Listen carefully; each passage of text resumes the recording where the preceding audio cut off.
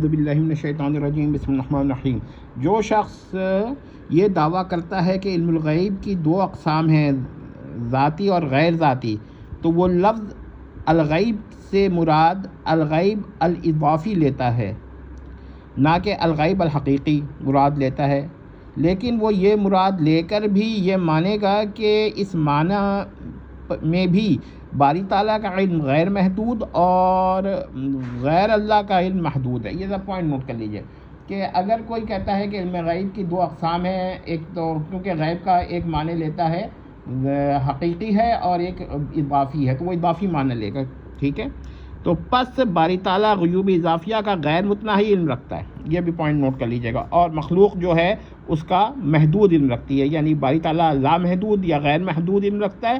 اور یعنی غیر محدود غیوب اضافیہ کا علم رکھتا ہے، اور مخلوق محدود غیوب اضافیہ کا علم رکھتی ہے۔ جو کہے کہ باری تعالیٰ کا غیوب اضافیہ کا علم محدود ہے تو وہ کافر اور مرتد ہے، اس سے تو کوئی بات ہی نہیں ہو سکتی۔ تو اب غیر مخلوق کو محدود غیوب اضافیہ کا علم اگر مان لیا جائے تو ہر مخلوق کو محدود غیوب اضافیہ کا علم ماننا پڑے گا، یعنی اگر ایک مخلوق کو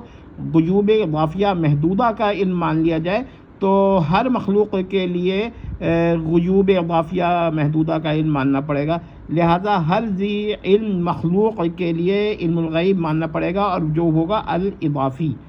اس لیے ہر مخلوق کو جو علم رکھتا ہے یعنی ذی علم مخلوق ہے، اس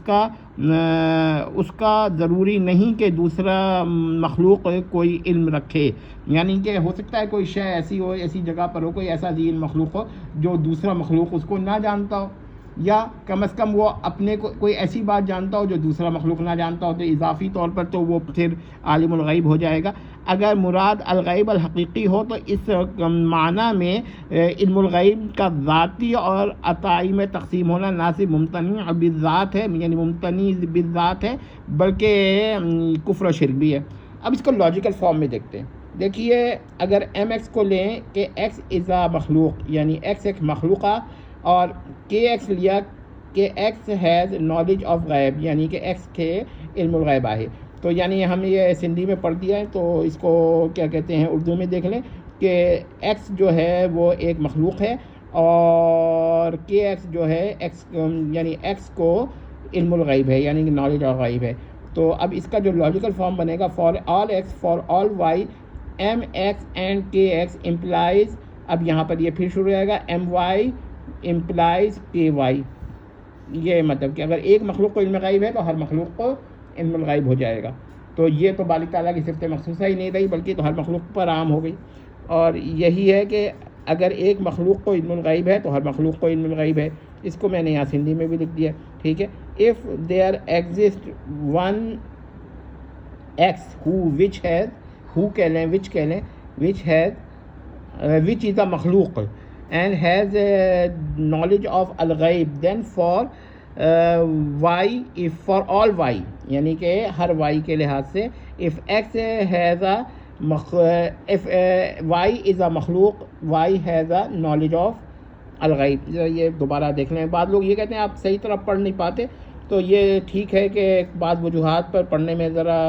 رکاوٹ ہوتی ہے، مگر یہ کوئی عیب نہیں ہے، یہ کوئی اگر آپ اس کو عیب مانتے ہیں تو مان لیجیے، مگر اعتقادی عیب تو نہیں ہے نا۔ if there exists one x which is a مخلوق and has knowledge of الغیب, then for all y if y is a مخلوق, y has the knowledge of الغیب۔ تو یہ دیکھ لیں، تو پھر یہ وہی والی بات ہوئی کہ اگر آپ کہتے ہیں، اب میں اس کو سمری کرتا ہوں، وہ یہ ہے کہ اگر آپ کا عقیدہ ہے کہ علم الغیب کی دو اقسام ہیں، ایک ذاتی اور ایک غیر ذاتی، میں عطائی کا لفظ استعمال نہیں کرتا، مجھے عطائی کا لفظ پسند بھی نہیں ہے بعض وجوہات پر۔ تو علم الغیب کی دو قسم ہو گئی، ایک علم الغیب الذاتی یعنی غیب ذاتی، نہیں علم کی تقسیم ہو گئی نا، یا غیب کی، تو یہاں غیب کی دو قسمیں ہو جائیں گی،